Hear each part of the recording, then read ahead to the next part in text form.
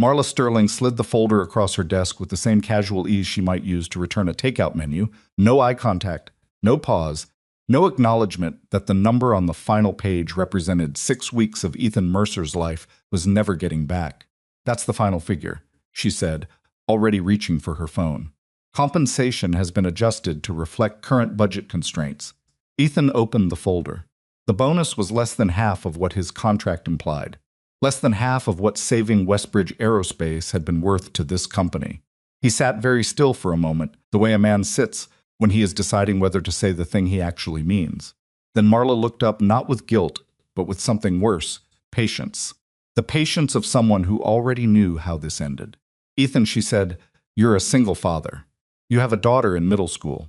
You need this job. I'd think about that before you say anything you can't take back. He closed the folder. He did not say anything at all.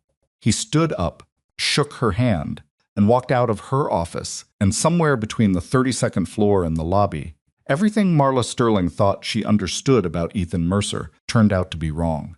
This story already has you feeling something. Stay with us. Subscribe to this channel and hit the like button right now because we release new stories every week and you do not want to miss what comes next. And drop a comment telling us what city or country you're watching from. I read every single one, and I want to see exactly how far this story travels. Now let's go back to where it really began. The elevator doors closed behind Ethan with a soft mechanical exhale, and for a few seconds the only sound was the faint hum of the cable pulling him downward. He stood facing the mirrored panel on the left wall, not quite looking at his own reflection, more looking through it. The way you do when your brain is still processing something that hasn't finished landing yet. The folder was under his arm. 43 pages of performance data, client correspondence, revenue projections, and at the very end, one clean line that told him exactly what 8 years of his life had been worth to Sterling Vale Group, $61,000. Not the $118,000 his performance metrics had projected. Not the $104,000 his manager Greg Halston had verbally confirmed in a hallway conversation last March, right after the Westbridge situation had stabilized, and everyone on the 32nd floor was slapping each other on the back. 61,000, and a reminder that he had a daughter who needed stability. Pulled out his phone.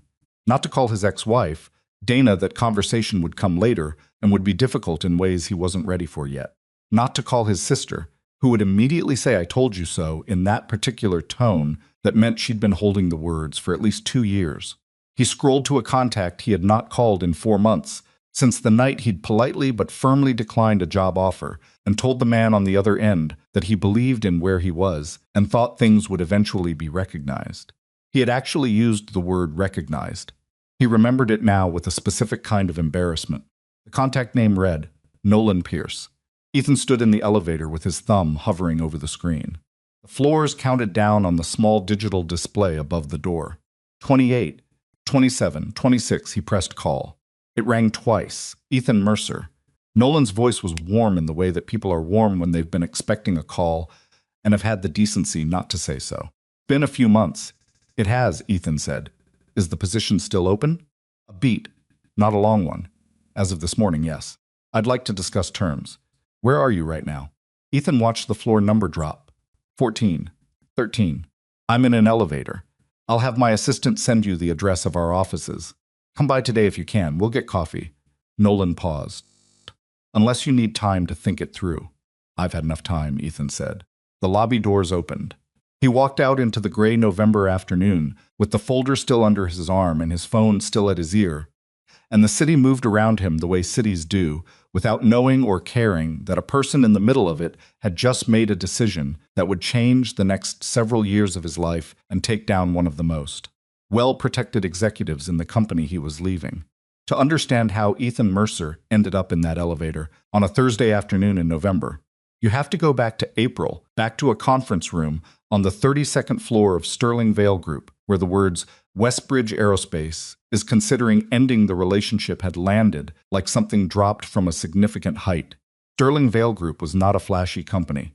It didn't have the kind of name recognition that made people stop at cocktail parties and say, "Oh, wow." It was a mid-sized business consulting and client services firm that had built its reputation over 22 years on one very specific thing: It kept its major accounts happy for a very long time. Westbridge Aerospace was the crown of that reputation. 14 years, $130 million in annual contracted services, and a relationship that had survived 4 different Sterling Vale CEOs, 2 recessions, and one very public scandal involving a junior account manager and a forged client report that had been quietly settled before anyone outside the building found out about it. Ethan had inherited the Westbridge account 6 years ago from a woman named Carol Vasquez, who had managed it for 9 years before leaving to start her own firm. Carol had taken Ethan to lunch before she left and given him 2 pieces of advice. The first was to always confirm what Westbridge's internal procurement director, a difficult, particular man named Raymond Cho, wanted in writing, because Raymond remembered conversations differently, depending on what was politically convenient for him at the time. The second was to never, under any circumstances, let Marla Sterling take a solo meeting with the Westbridge executive team, because Marla was brilliant at winning rooms, but terrible at maintaining the kind of slow, trust-based relationship that kept a client like Westbridge loyal. Ethan had followed both pieces of advice. For 6 years, things had been fine. Then in February, Marla had attended a Westbridge leadership summit without telling Ethan in advance, made 3 strategic commitments on behalf of Sterling Vale that Ethan hadn't known about and that the company's operations team couldn't actually deliver. And by March, Raymond Cho was on the phone with Ethan's direct supervisor, a humorless regional director named Philip Drake, saying that Westbridge was initiating a formal review of the account. A formal review, Philip had repeated, in the conference room, in April, to a room of 8 people who all understood what that meant. A formal review at Westbridge meant other firms were being invited to compete. It meant the relationship was already damaged. It meant the $130 million was no longer a certainty, and the board would not be pleased, and someone's name would end up attached to the failure.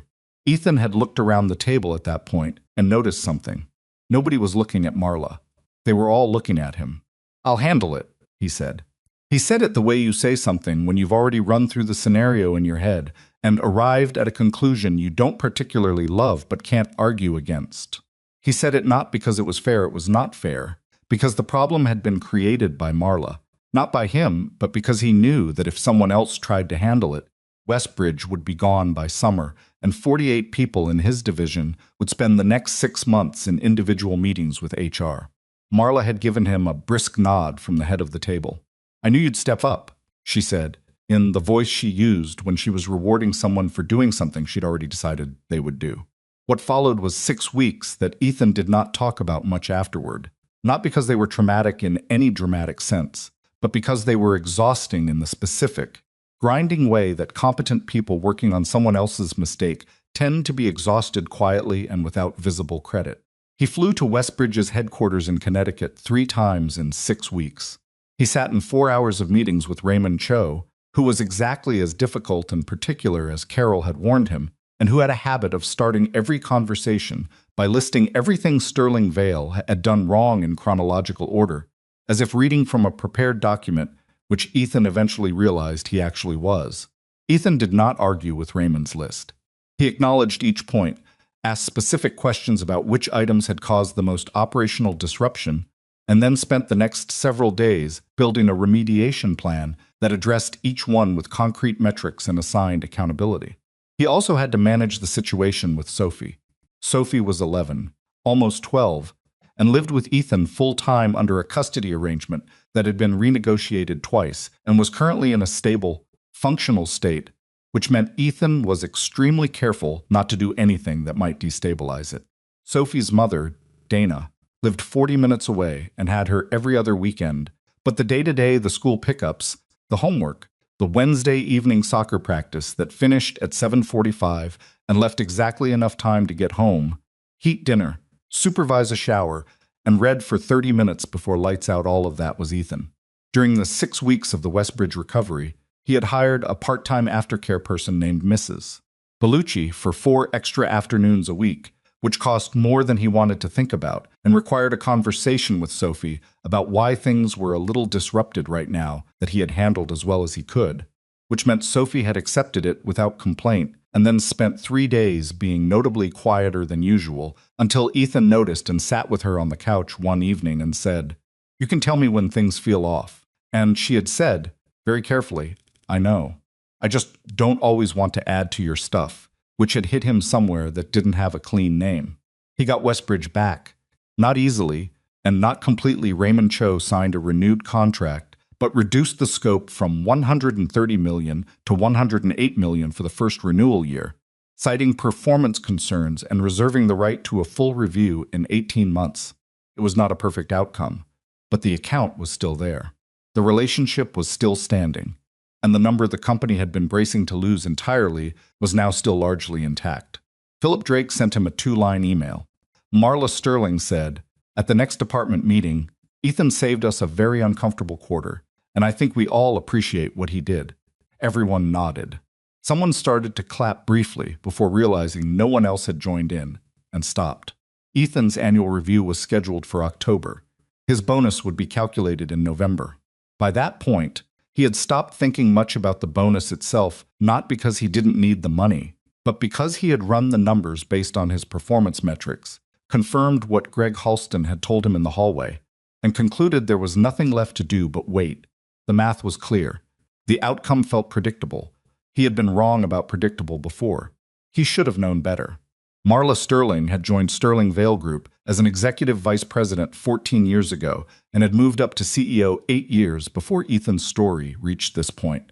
She was 53 precise and in possession of a very specific skill that took most people years to recognize. She understood the difference between the employees who knew they were valuable and the employees who only suspected it. The first group was dangerous. The second group was manageable.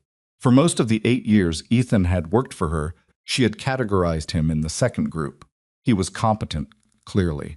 He was trusted by clients in a way that wasn't easy to manufacture, and wasn't just the result of effort. Some of it was him simply who he was. Some quality that made people feel heard in his presence, even when the news he was delivering wasn't good. She had recognized this and had used it, which was not unusual. CEOs recognized and used competent employees. That was part of the arrangement. What Marla had also decided, and this was where she made her mistake, though she wouldn't see it as a mistake for another 6 months, was that Ethan's personal circumstances were a form of leverage. Not leverage she would ever describe that way out loud. Not leverage she would document in writing, but leverage in the operational sense of the word.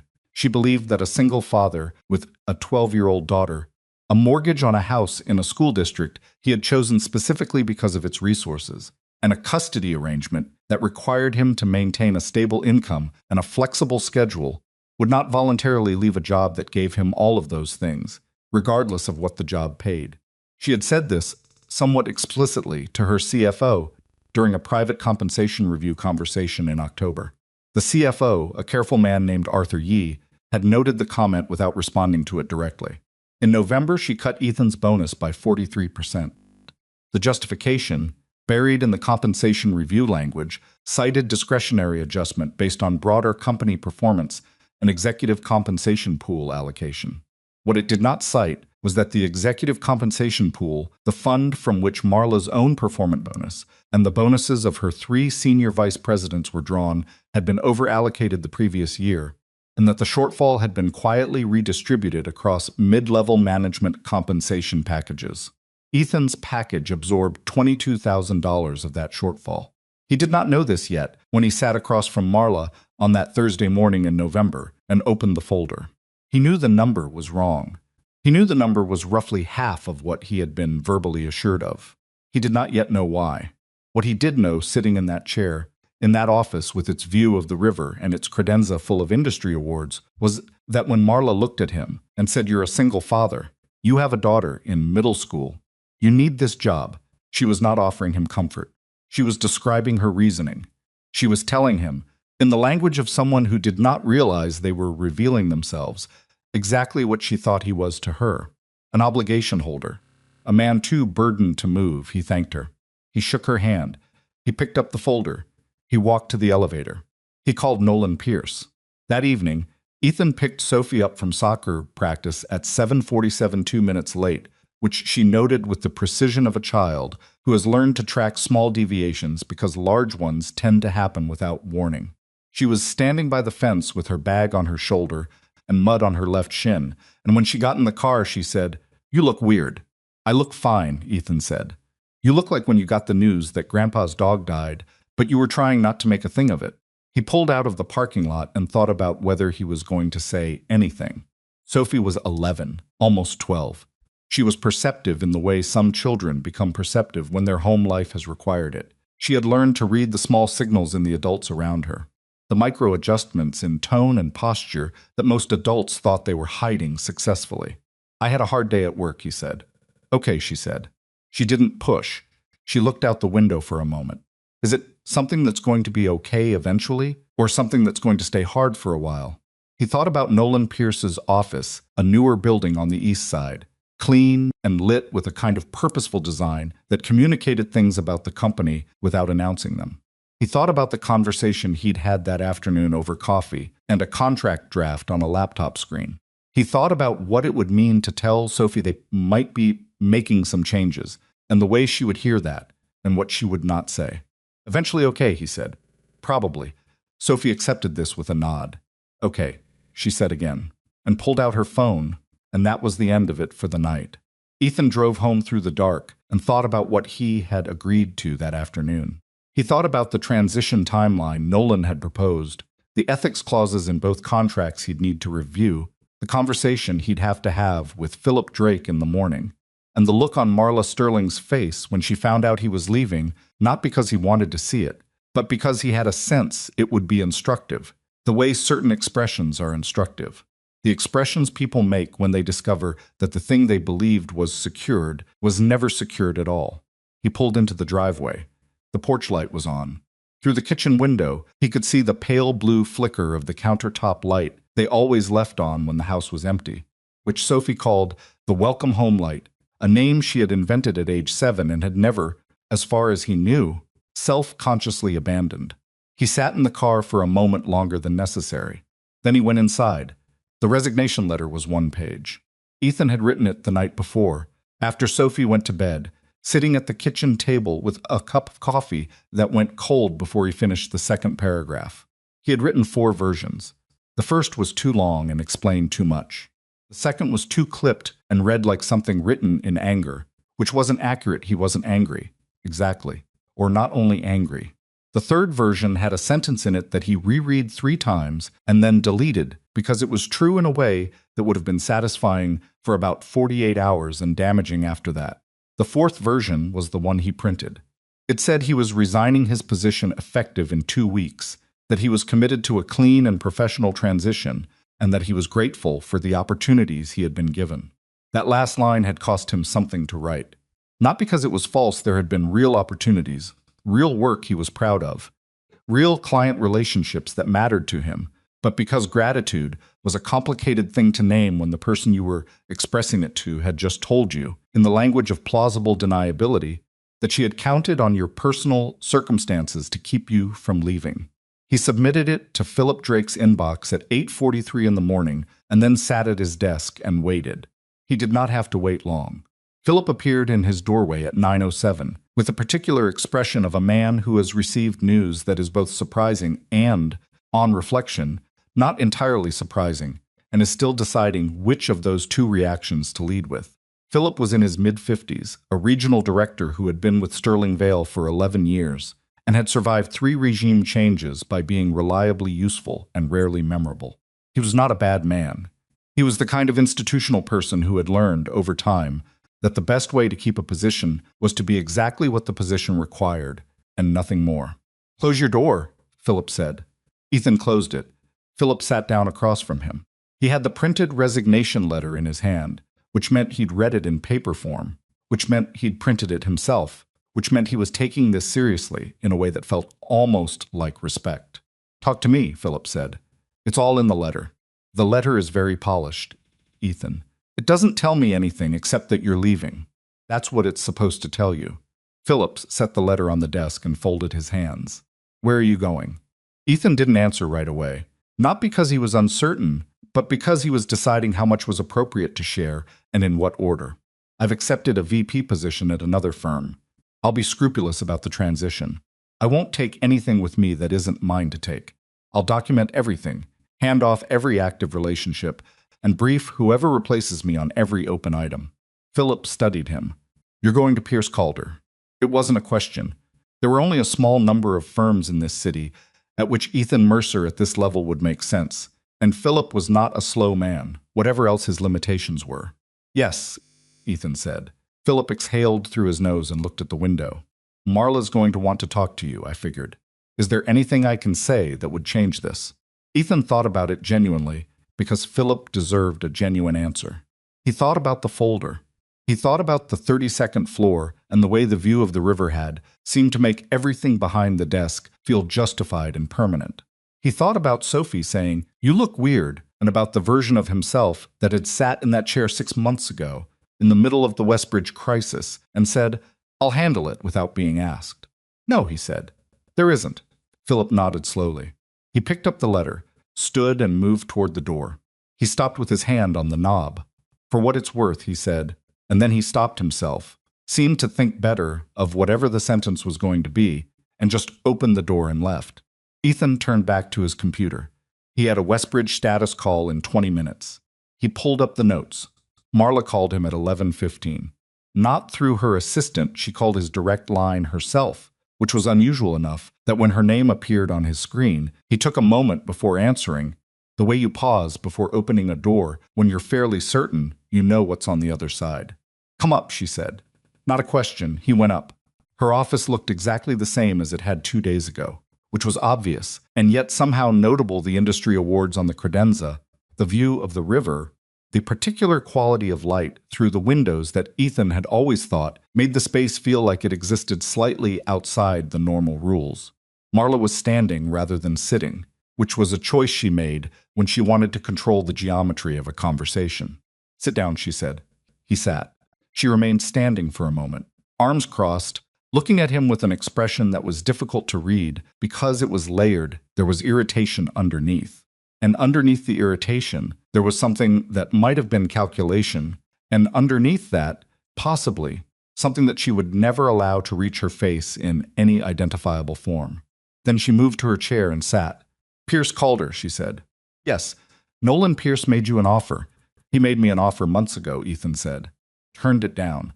Something moved across her face at that. "It was brief, and now you've changed your mind." "Yes." Quiet for a moment. She had a pen in her hand that she turned over once, twice, set on the desk. "Ethan, I want you to understand that the compensation decision was not personal. It reflected." "I know what it reflected," he said. She stopped. "I read the language," he said.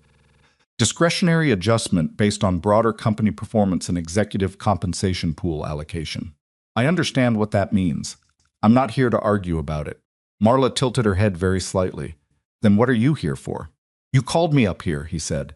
"I assumed you wanted to say something." She looked at him for a long moment, and he had the distinct sense that she was recalibrating something, running a new set of numbers through a model that had produced an unexpected result and was trying to identify where the error had occurred. She had believed something about him that had turned out to be wrong, and now she was deciding how to handle that without acknowledging it. "I can revisit the compensation figure," she said. "We have some room if the situation warrants it." "There's a signed offer letter in my desk drawer," Ethan said. "I signed it yesterday afternoon. Offers can be renegotiated." "Not this one." He said it simply, without heat. "I want you to know that I'm going to handle this cleanly. Whoever you put on Westbridge, I'll brief them thoroughly. I'll make sure Raymond Cho has a proper handoff, that relationship is in a sensitive phase, and the next 6 months matter. I'll document every open item, every pending commitment, every relationship nuance I can think of. I don't want to leave this company damaged." Marla was quiet. He could see her processing this, running it through whatever framework she used to evaluate the situations, looking for the angle. "You don't have to do that," she said finally. "You're under no obligation." "I know I'm not," he said. "That's not why I'm doing it." She looked at him. "Then why?" He thought about it for a moment. "Because the work mattered. The company's problems aren't the same thing as the work. And because 48 people in my division did good work this year, and they shouldn't pay for decisions made above them." Marla said nothing to that. He stood. "I'll send the transition plan to Philip by end of week." He left. The 2 weeks that followed were, objectively, not the worst 2 weeks of Ethan's professional life. That distinction belonged to a period 4 years earlier involving a client crisis, a data breach, and a custody mediation session on the same Tuesday. a collision of events that he still occasionally thought about with a kind of distant wonder that he had gotten through it. These 2 weeks were different. They were tiring in a particular way. The way it is tiring to do good work in a situation where people are watching you for signs of bad behavior and simultaneously hoping you'll slip, not because they wish you harm, but because it would make the situation simpler for them to understand. He documented everything. He built transition binders for each of his active accounts' actual binders, printed and indexed, because Ethan had long held the view that when something truly mattered, physical documents made a commitment that digital files didn't. He wrote a 14-page briefing on the Westbridge relationship specifically, covering the history of the account, the current state of the renewal contract, Raymond Cho's specific concerns and communication preferences, and the performance metrics that Westbridge would be tracking over the next 18 months. He was more thorough than the situation required. He did it anyway. He also received, during those 2 weeks, 3 separate attempts to change his mind. The first came from Greg Halston, his former manager, and the man who had made the hallway commitment about the bonus, who appeared in Ethan's doorway on a Wednesday with coffee he hadn't asked for, and a look of genuine personal discomfort. "I want you to know," Greg said, "that what I told you in March was accurate based on what I knew then. The pool reallocation, I didn't know about that until after the fact. I want that on record, I believe you," Ethan said. "I tried to push back," Greg said. "Not enough. I know that." Ethan looked at him. Greg was a decent person who operated in an environment that rewarded not pushing back quite hard enough, and he had calibrated accordingly. And now here he was holding a coffee he hadn't drunk and trying to say something that would make the calibration feel less like a moral choice. "I believe that too," Ethan said. Greg nodded, set the coffee on the edge of the desk, left. The second attempt came from Marla's executive assistant, Sandra, who asked if Ethan might be open to a broader conversation about his future role at the company before his last day. Sandra was professionally neutral in a way that made it impossible to tell whether she was acting on Marla's direction or genuine personal initiative, and Ethan suspected it was both simultaneously. "Tell her I appreciate it," he said. But no.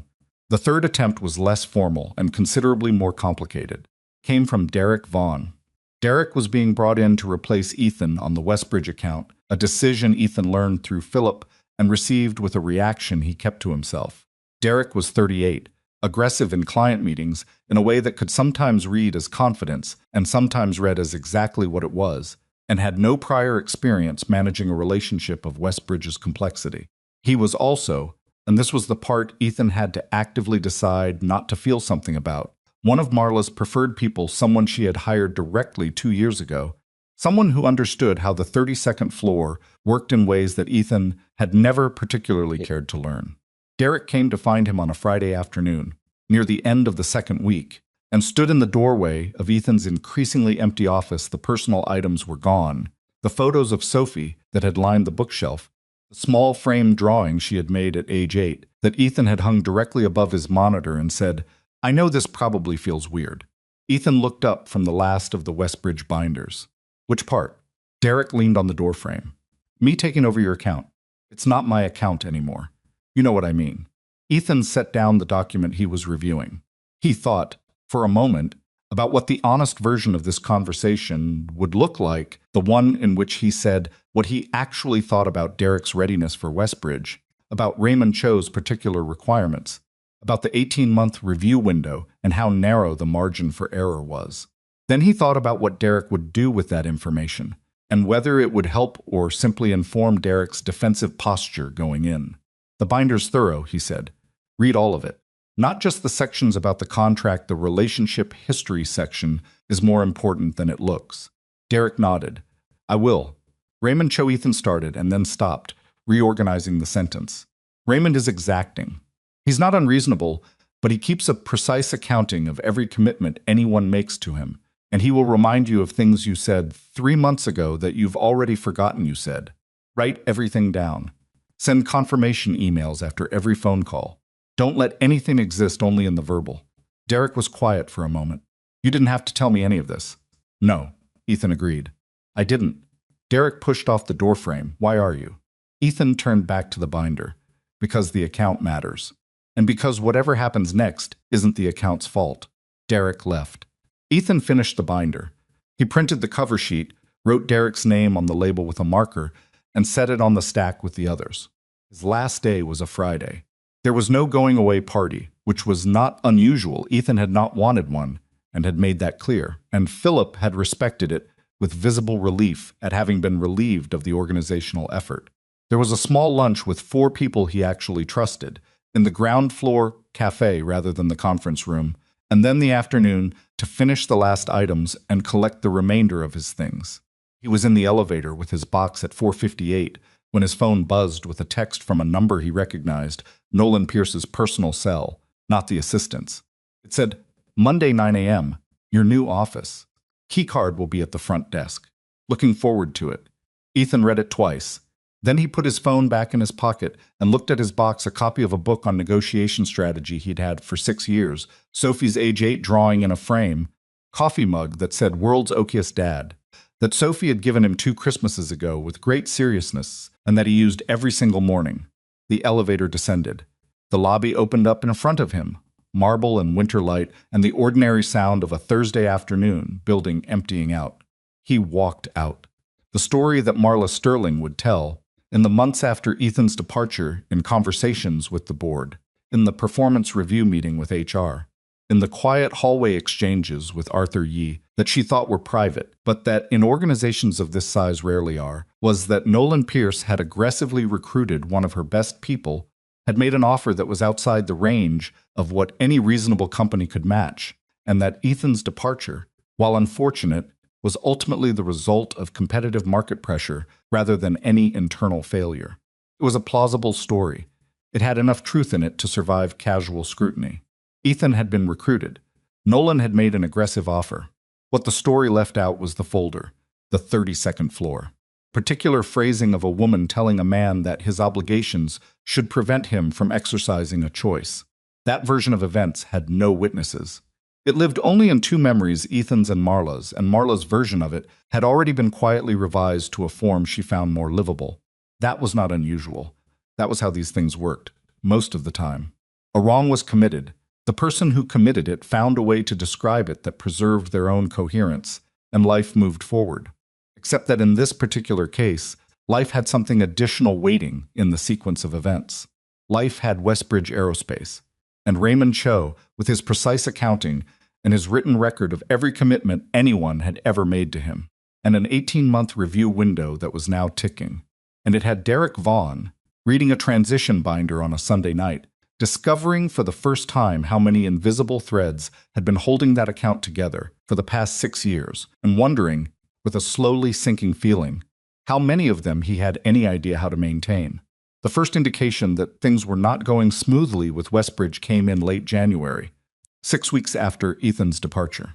It came not through official channels, but through a project manager at Westbridge named Denise Kowalski, who had worked with Ethan for 3 years, and who sent him a LinkedIn message that read, simply, "Hope you're well. Things are different over here. Take care of yourself."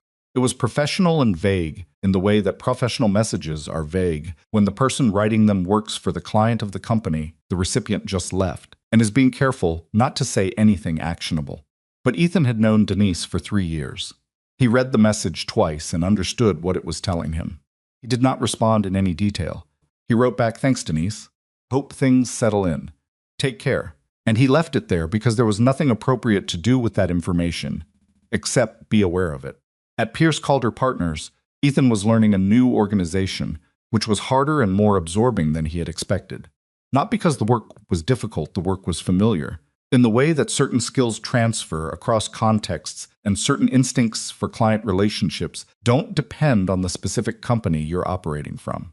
It was harder because starting over inside a place that already had its own culture, its own rhythms, its own history of who trusted whom and which decisions had gone well and which had been quietly regretted, required a period of learning that could not be rushed without creating problems that were worse than the slowness.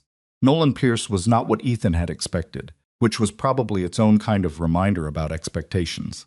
He had imagined someone more overtly strategic, a person who spoke primarily in market positioning and competitive advantage, who had recruited Ethan as a move in a longer game and would be transparent about that in a way that was almost refreshing.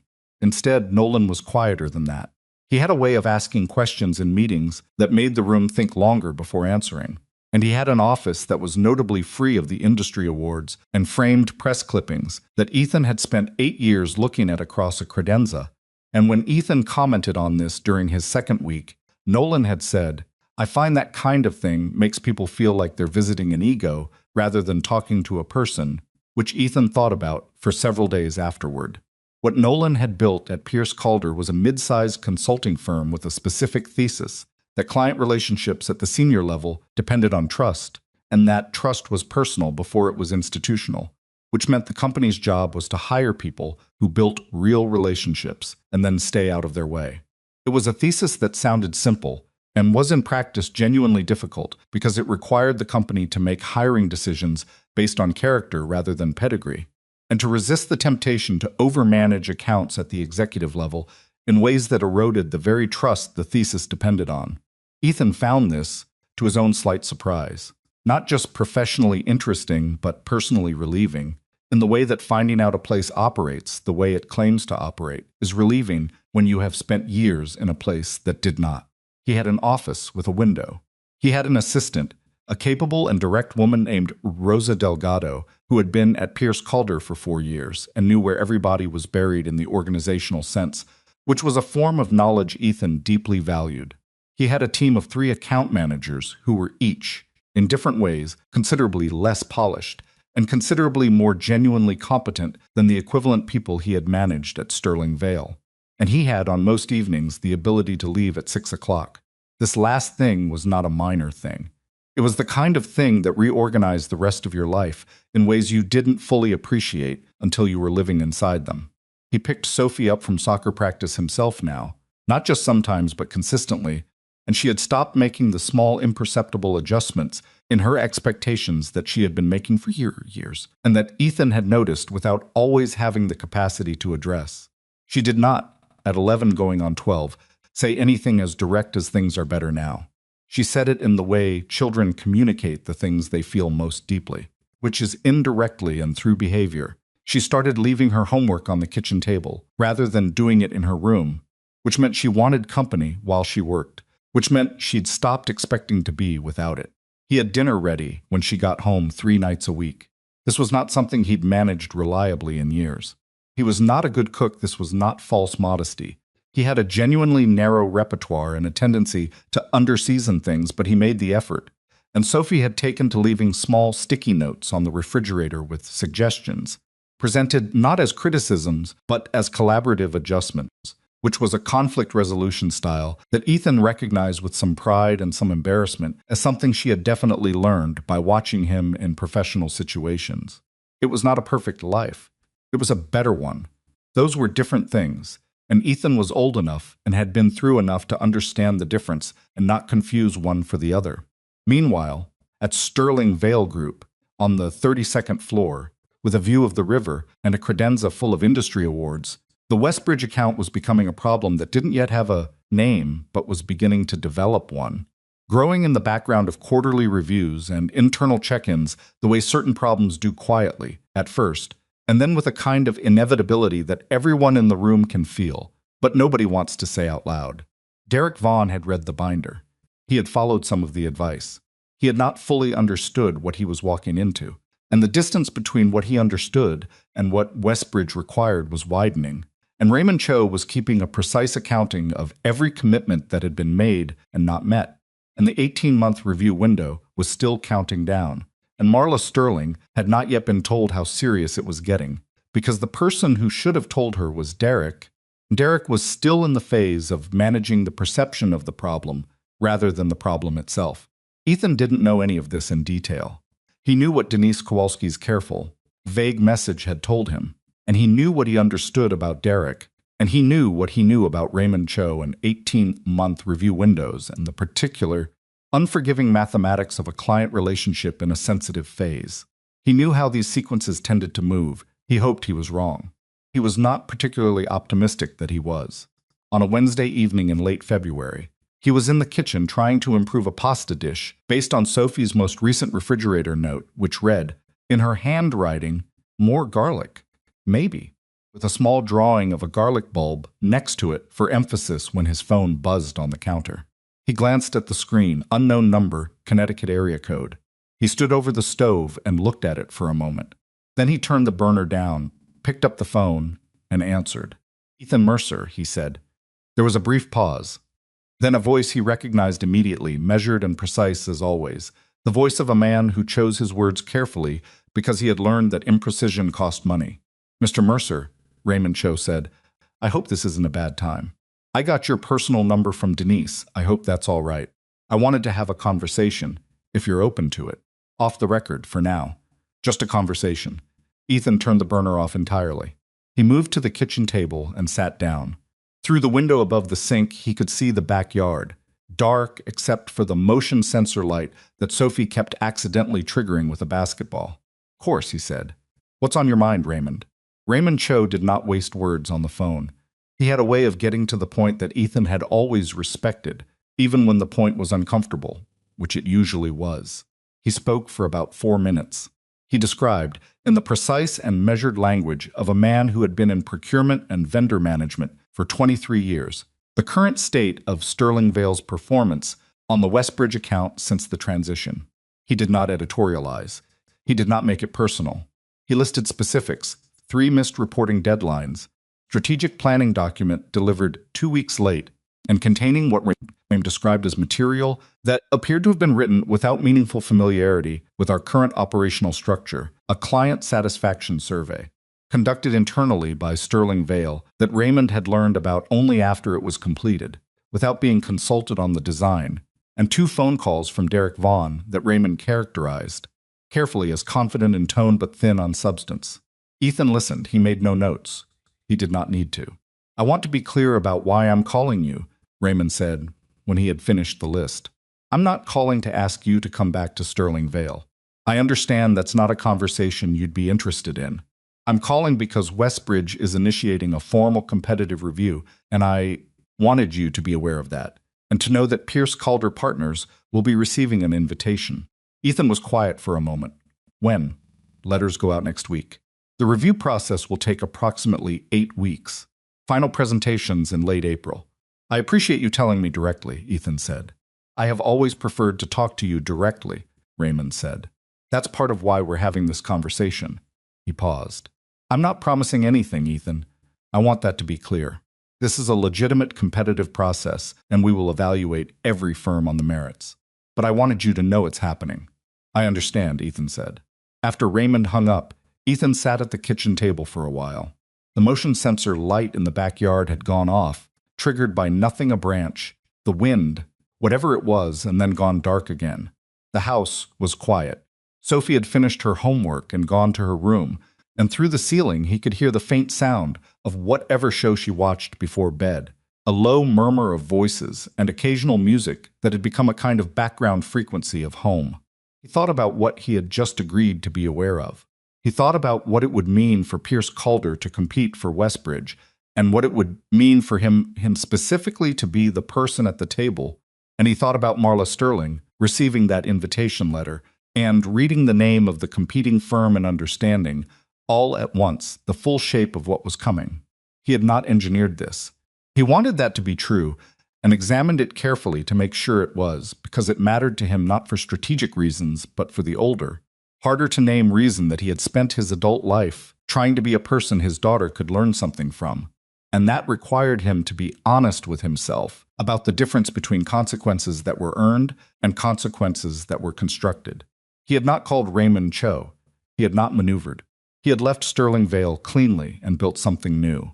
What was coming had been set in motion by other people's decisions, Marla's decision about the bonus, Derek's limitations with the account, Raymond's own assessment of what Westbridge needed. Ethan was simply the person who happened to be in the right place with the right skills at the moment the sequence completed itself. That was true. It was also true that he was human, and that some small, honest part of him, the part that remembered sitting in a chair on the 32nd floor and being told that his obligations should keep him in his place, was not unhappy about it. He went to bed. He slept reasonably well. He told Nolan about the call the next morning, directly and without editorializing, which was how he handled most things. Nolan listened from across his desk, with the particular focused stillness he brought to information that required processing rather than immediate reaction.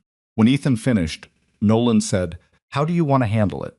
"I want to participate under a strict ethical framework," Ethan said. "Nothing from my time at Sterling Vale. No internal knowledge, no confidential information, no leverage from the relationship history, except what Westbridge itself provides to all competing firms. If Raymond shares information with us in the process, I treat it as information shared equally with everyone. I'm not willing to win this on the basis of anything I took with me." Nolan looked at him. "You know you're making this harder for yourself." "I know. We could win this more easily if I know," Ethan said again. "I'm not interested in more easily. I'm interested in winning it in a way I can stand behind." Nolan was quiet for a moment. Then he said, "All right, that's the framework. Do you want to lead the presentation team?" "Yes." "Okay." Nolan stood, which was his way of indicating that a decision had been made, and the meeting was moving to the next thing. "Put together whoever you need. Rosa will coordinate logistics.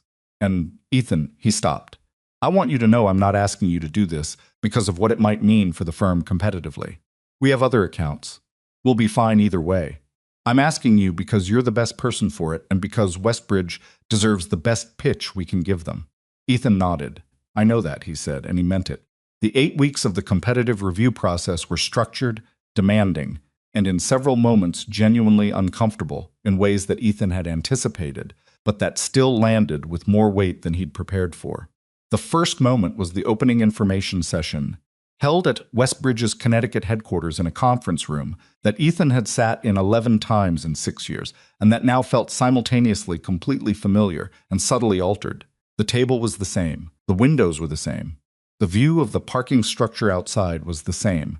But Raymond Cho had rearranged the seating so that all competing firms sat on the same side of the table, facing the Westbridge team across from them, and this small logistical decision had the effect of making the room feel formal in a way it had never felt when Ethan was the one maintaining the relationship. He was a vendor now. He was on the other side. There were 4 firms at the table. Sterling Vale Group was represented by Derek Vaughn and a senior strategist named Carol Bingham, who Ethan did not know personally, but whose reputation he was familiar with. When Derek walked into the room and saw Ethan on the other side of the table, he stopped for half a step, a very small pause, barely perceptible, and then continued to his seat. He did not acknowledge Ethan directly. Ethan gave him a brief nod. Carol Bingham, who was more experienced than Derek and had done this kind of thing before, looked at Ethan with an expression of frank professional appraisal. The way you look at a problem you're being asked to solve and are honestly uncertain whether you have the right tools. Raymond Cho welcomed the group, outlined the review process, explained the evaluation criteria, and distributed the information package that all competing firms would work from. The package contained Westbridge's current operational priorities, its performance concerns with the existing account structure, and its key questions for the review process.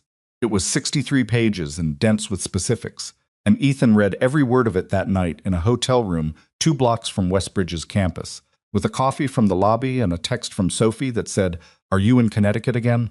To which he replied, "Just for tonight.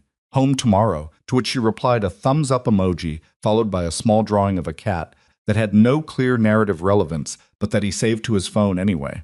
The information package confirmed what Raymond had told him on the phone.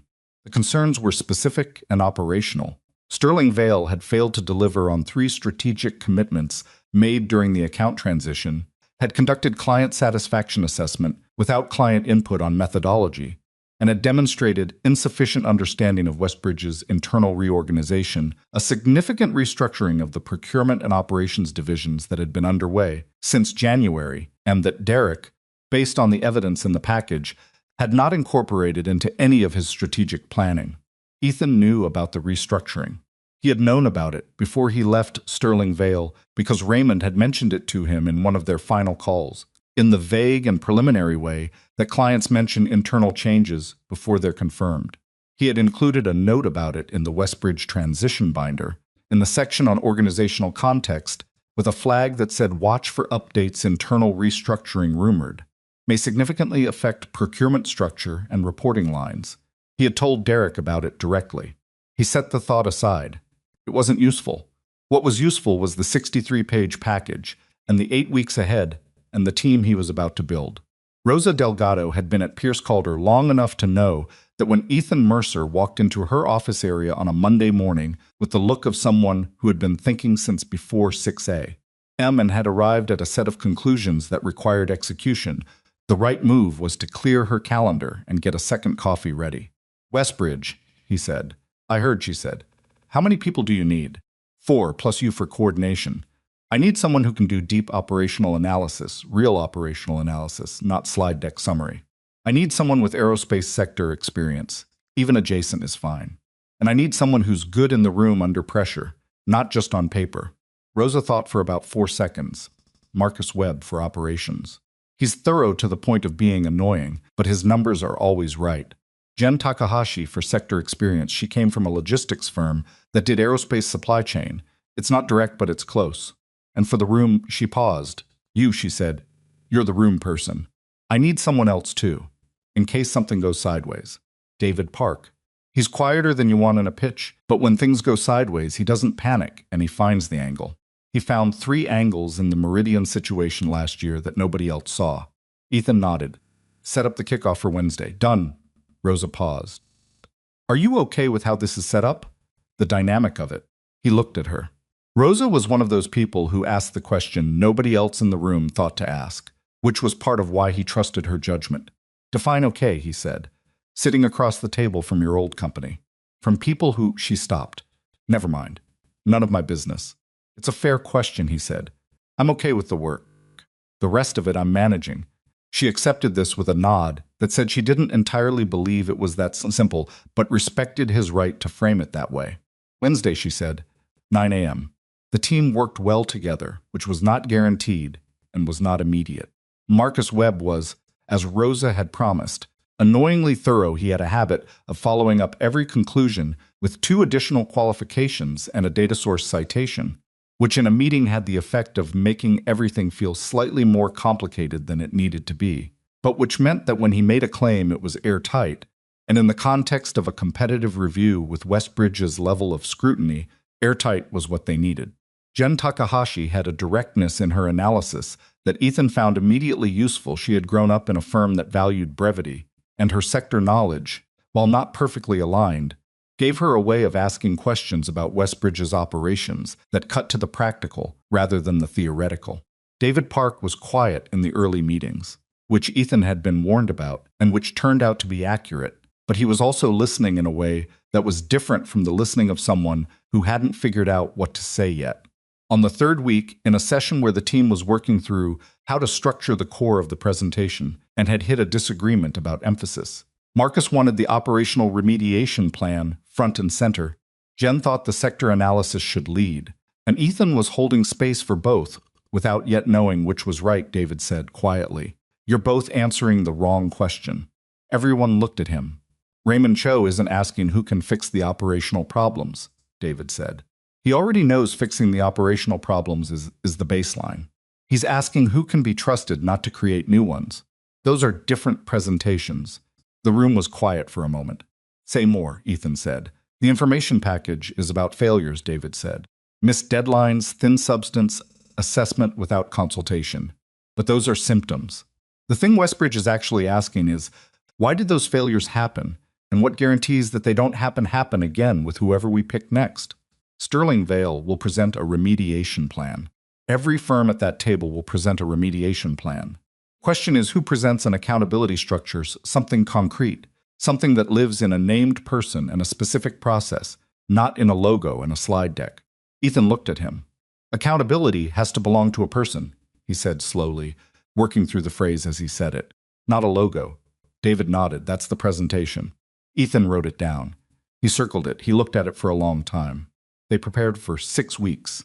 It was not glamorous preparation. It was the kind of work that happens in conference rooms at 7 in the evening with bad coffee and disagreements about word choice and moments where someone's analysis didn't hold and had to be rebuilt from a different direction. Ethan drove the process harder than was comfortable and knew it and did not apologize for it, because the standard he was holding the team to was not arbitrary. It was the standard Westbridge deserved, and the standard he had set for himself when he'd agreed to compete under a framework he could defend. He was careful about the ethical lines throughout. When Raymond Cho's team shared additional information about Westbridge's current operational structure as part of the review process, a supplementary document that went to all competing firms simultaneously, Ethan read it the same way the other. Firms would read it, fresh, without overlaying his prior knowledge in ways that gave Pierce Calder an unfair advantage. When he noticed a detail that he recognized from his time at Sterling Vale, he disclosed it to Nolan, and they agreed that the analysis built around that detail would be based only on what the document itself said, not on what Ethan additionally knew. It would have been easy to let the line blur. He knew it. The line between what you know professionally and what you know personally, after 6 years inside a relationship, was not always crisp.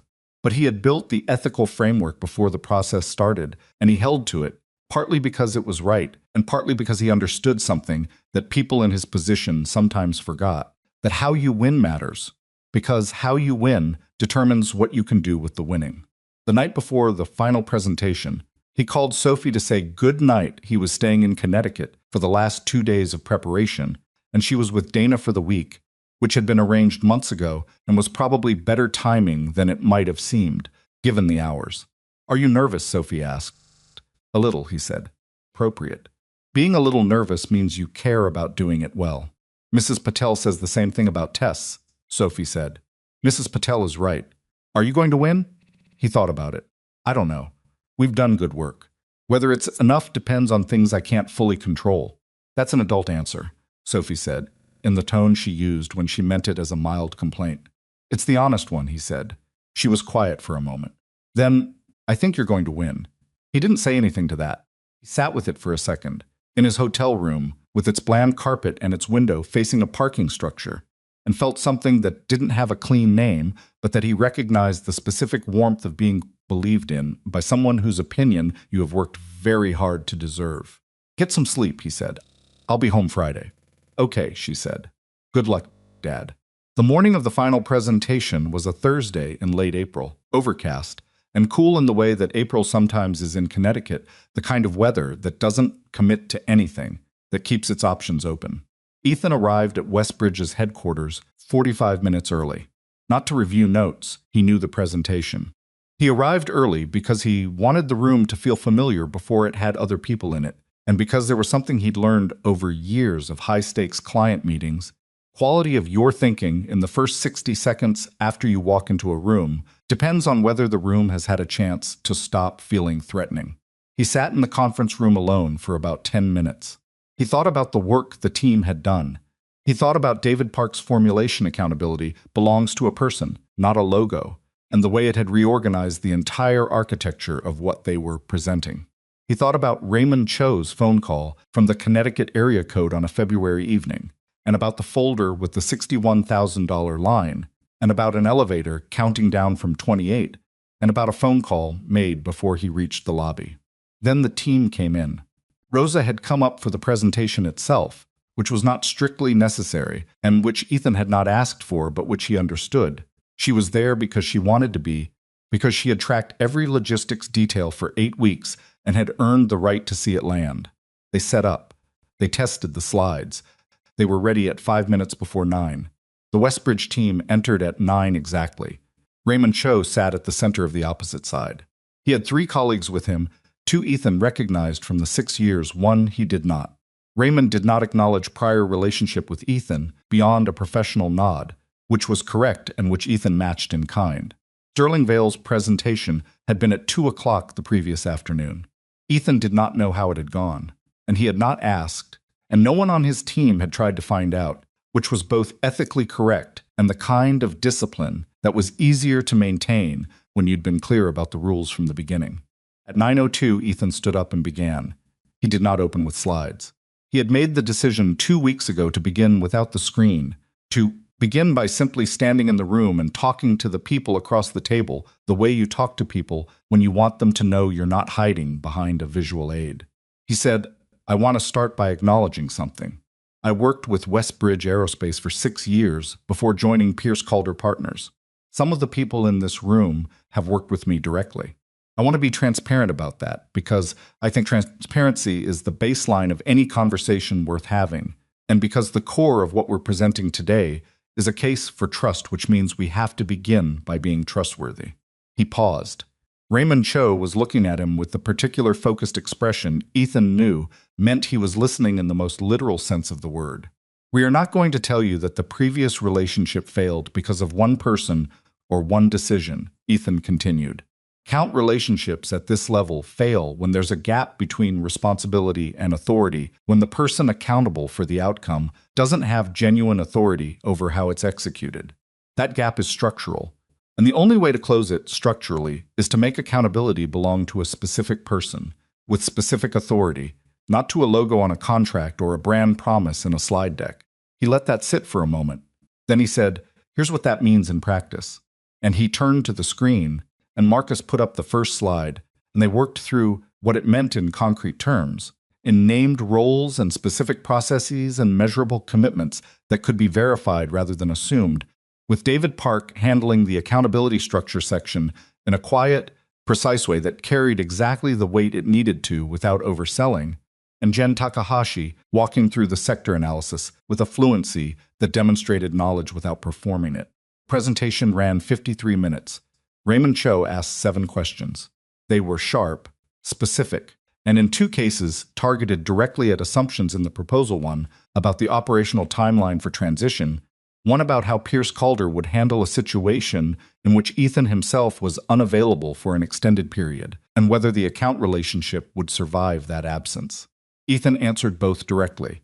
He did not soften the second answer, which required acknowledging that no account relationship should be so dependent on one person that it couldn't survive their absence, which meant the transition plan built in deliberate redundancy secondary relationships, documented institutional knowledge, quarterly review structures that didn't depend on any single point of contact.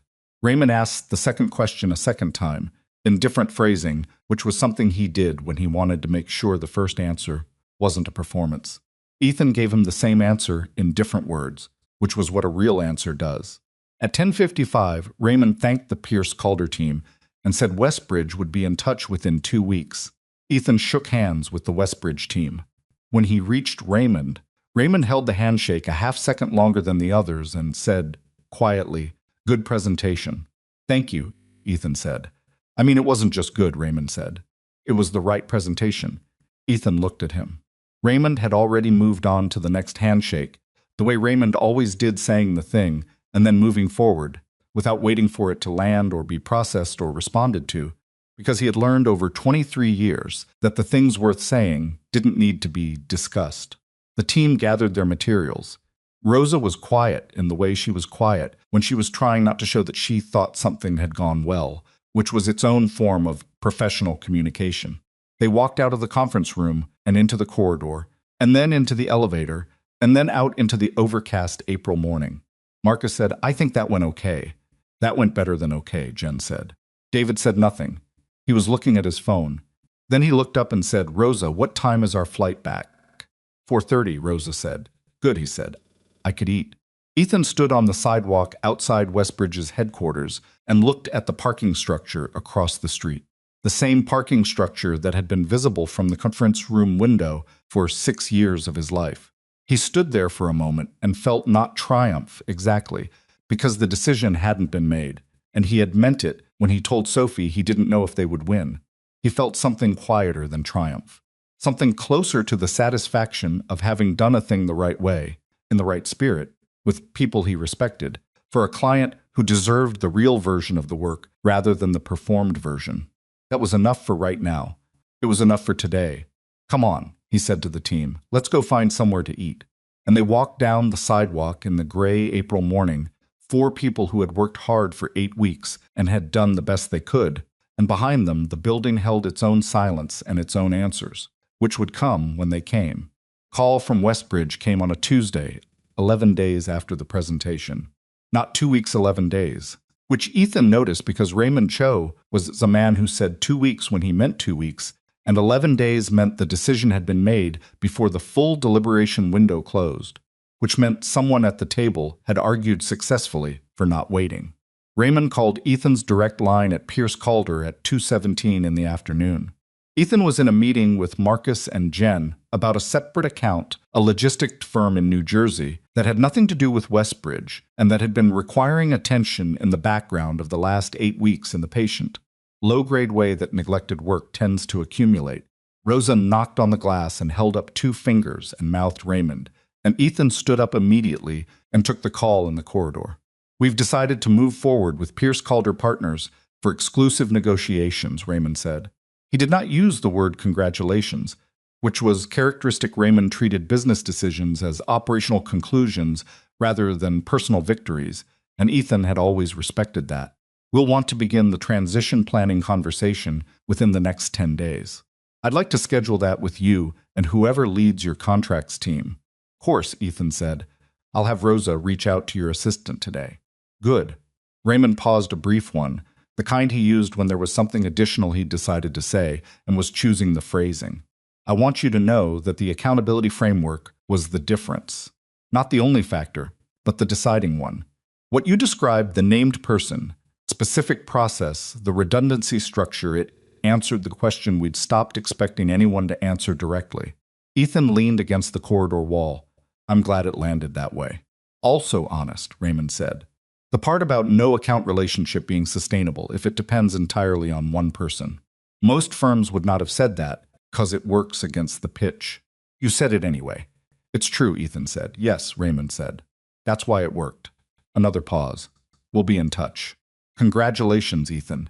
He hung up. Ethan stood in the corridor for a moment with the phone in his hand, looking at the middle distance.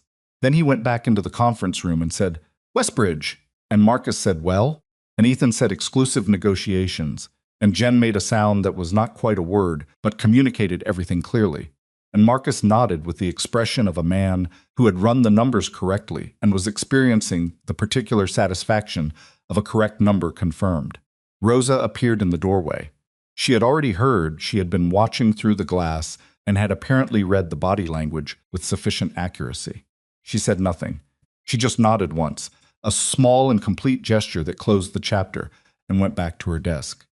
At Sterling Vale Group, the news arrived before Raymond's formal written notification. The way news in interconnected professional worlds tends to arrive through the lateral channels. The industry contacts, the people who hear things at lunch and pass them along with varying degrees of discretion. Philip Drake heard it from a contact at Westbridge's external communications firm. He sat with it for about 20 minutes before deciding he had to tell Marla. He found her in her office, on the phone, which was her natural state between 9 and 6. He waited in the doorway until she wrapped up and set the phone down, and when she looked at him, he said, "Westbridge made their decision." Marla read his face. "Pierce Calder. Exclusive negotiations." She was quiet. She turned to look at the window, the river, the view that had framed so many conversations, so many decisions, so many moments of being certain that the 32nd floor was where the control lived. "How long ago?" Within the hour, she nodded slowly. "All right." She was already processing, already moving the pieces around in the internal configuration she used when bad news required a response strategy. "Who do we need to inform first?" "The board will need to know before end of day," Philip said. "They'll have questions about the review process and about—" He stopped. "About Derek," Marla finished. "About the transition from Ethan. About whether the account could have been retained." Philip said it carefully, the way he said everything that required care, which was most things when Marla was in the room. Marla was quiet for a long moment. She looked at the credenza. The industry awards caught the afternoon light and reflected it in small, useless angles. "Schedule the board call for 4 o'clock, she said. "And get Arthur Yee in here before that." Philip left. Marla remained at her desk. She thought about the sequence of events from November to April, not in terms of what had happened, which she understood clearly, but in terms of what she had believed at each step, because that was the more instructive accounting. She had believed, in November, that the bonus adjustment was defensible on its merits, and that Ethan's circumstances would prevent him from acting on his dissatisfaction. She had been wrong on both. She had believed, after his resignation, that the Westbridge relationship was institutional rather than personal, that it belonged to Sterling Vale by virtue of the contract and the history and the infrastructure, rather than to the specific human being who had maintained it. She had been wrong on that too. She sat with those 2 wrong beliefs for a while, examining them not with guilt Guilt was not a particularly useful instrument for Marla Sterling, but with the analytical honesty she reserved for situations where the cost of continued self-deception exceeded the cost of revision. The cost here was significant: $108 million of annualized revenue, transitioning to a competitor. A board call at 4 o'clock. And, somewhere in the sequence, the moment she would have to sit across from people who had read the same performance data she had and arrive at the answer to a question she had not wanted to ask herself. What, specifically, had she believed she was managing, and had she been right? Arthur Yee arrived at 3:15. He was a small, careful man who wore the same brand of dark suit in slightly different shades, and who had been CFO of Sterling Vale for 7 years through a combination of genuine financial acumen and an almost supernatural ability to be precisely as involved in a situation as the situation required and no more. He sat across from Marla and folded his hands and waited. "I need to understand the full picture before the board call," Marla said. "The compensation review. Ethan's package specifically. Walk me through the actual numbers." Arthur looked at her with an expression that was, as always, professionally neutral, which was its own kind of answer. "You were present for the compensation review decisions. I know what decisions were made. I want to understand what a board investigation would find if they looked at the methodology." He was quiet for a moment. They would find that Ethan Mercer exceeded his performance targets in every measurable category: revenue retention, client satisfaction indices, account renewal rate, new service adoption within existing accounts. He exceeded targets in all of them, and the bonus adjustment. "The adjustment was made under discretionary authority," Arthur said, "which is legitimate. But the documented rationale," he paused. "The documented rationale cites company performance and pool allocation. A board investigation would also find the internal communication from October in which the pool reallocation was discussed, including the notation about which packages would absorb the shortfall." Marla was quiet. "They would also find," Arthur continued, in the same even tone, "the internal flag from the retention risk review, the October assessment that identified Ethan as a potential flight risk, accompanied by the notation that his personal obligations as a single parent were considered a mitigating factor against actual departure." The room was very quiet. "That notation," Marla said carefully, "reflects an operational assessment. It reflects an assumption," Arthur said, "which turned out to be incorrect, which is now, in the context of the Westbridge loss, a documented assumption that a board investigation will be able to read in full context." He unfolded his hands, refolded them. "I am not telling you anything that isn't already in the files, Marla. I'm telling you what the files say, because you ask." She looked at him. Arthur Yee had survived 3 regime changes at Sterling Vale through precisely this kind of conversation, the one where he told you what the files said, without expressing an opinion about what the files meant, and let you arrive at the implication yourself, and was never in the room when the implication became a problem. "How serious is the board exposure?" she asked. "That depends on what the board decides to investigate, and how thoroughly," he said. "The Westbridge loss prompts a general review of account transition decisions, which I think is likely. The compensation review will come up as part of the departure narrative. The question the board will ask is whether the loss of this account was foreseeable and whether internal decisions contributed to it." He paused. "The answer to both questions is yes." Marla said nothing for a while. Outside, the river moved the way it always moved, continuous, indifferent, in no particular hurry. "Thank you, Arthur," she said. He stood. "The board call is at 4, he said, and left.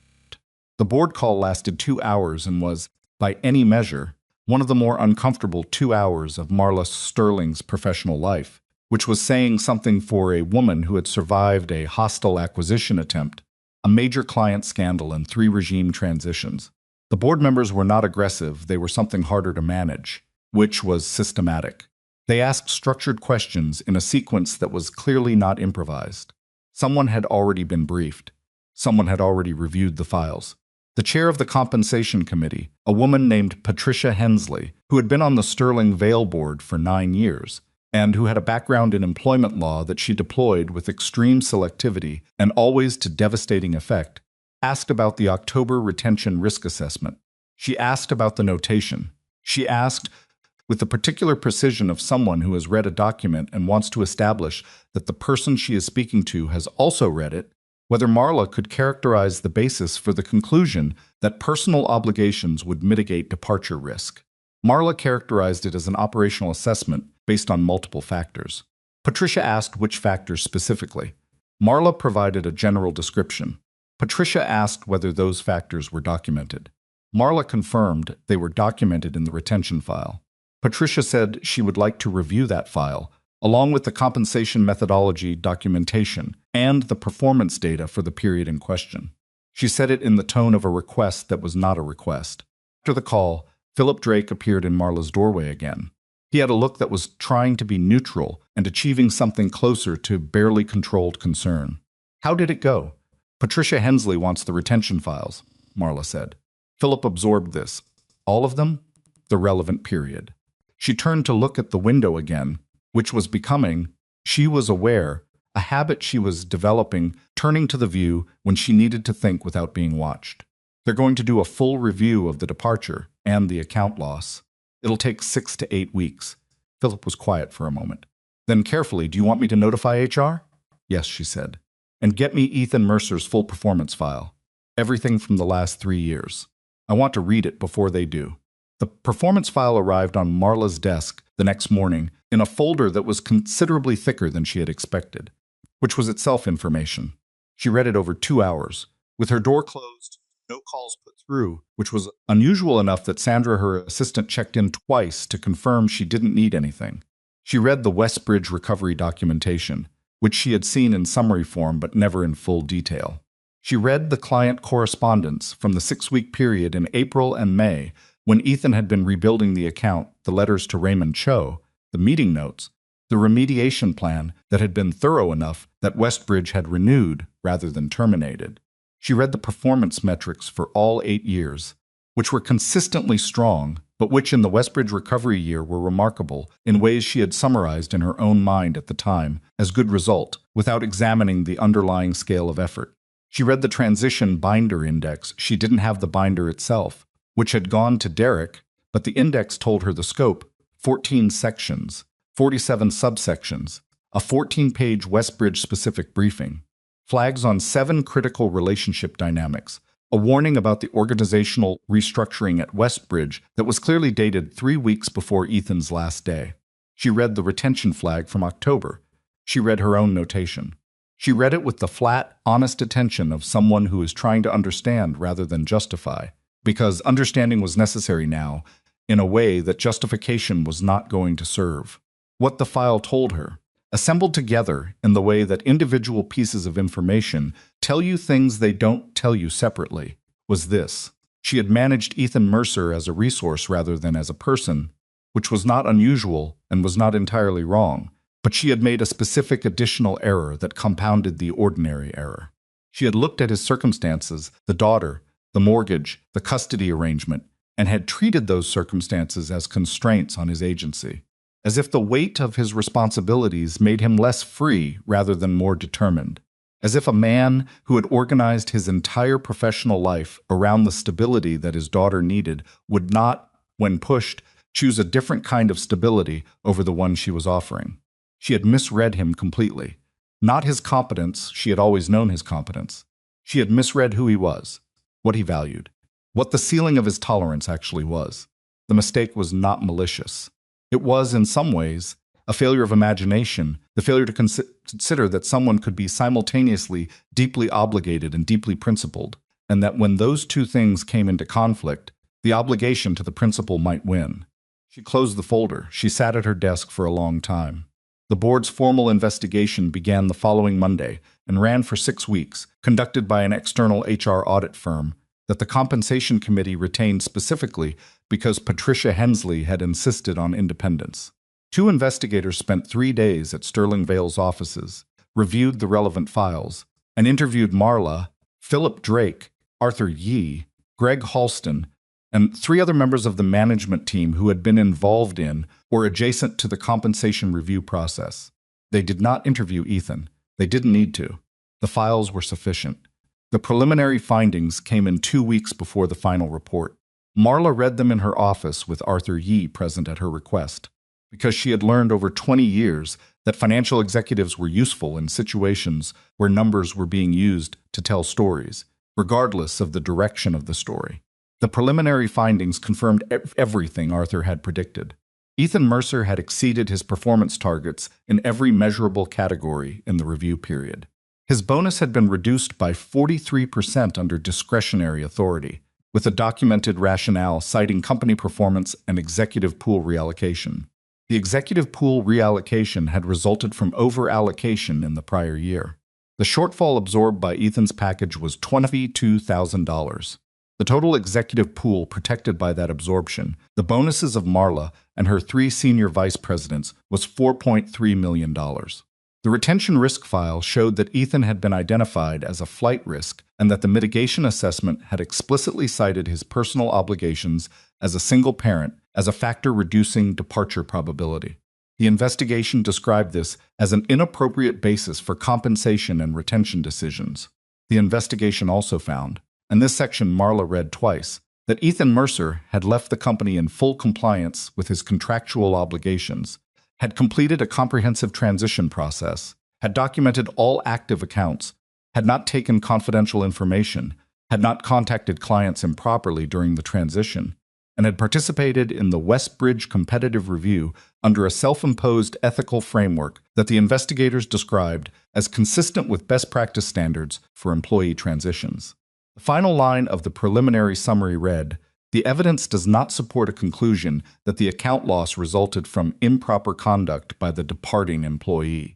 The evidence does support a conclusion that internal compensation and retention decisions contributed materially to the departure, and that the departure was a proximate cause of the account loss." Marla set the document on her desk. Arthur said nothing. "They're going to restructure compensation oversight," she said. "At minimum," Arthur said.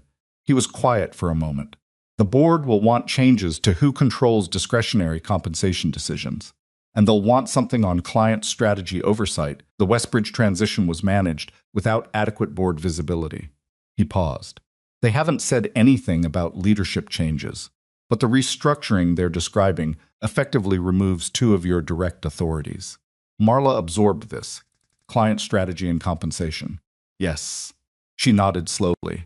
It was the nod of someone who has seen an outcome coming for long enough that the arrival of it is less like a blow and more like the resolution of a held note unpleasant, but at least concluded. Outside, the river moved. The afternoon light did something particular to the water, the way it always did at this hour, and Marla had seen it so many times from this chair that she had stopped registering it years ago, the way you stop registering the things that are always there.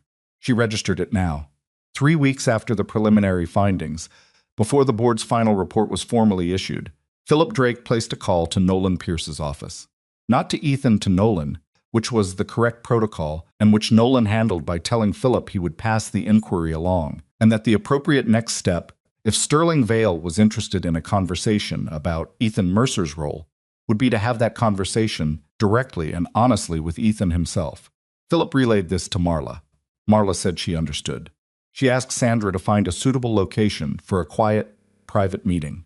Off-site, not a restaurant where they would be visible, not Sterling Vale's offices, not Pierce Calder's.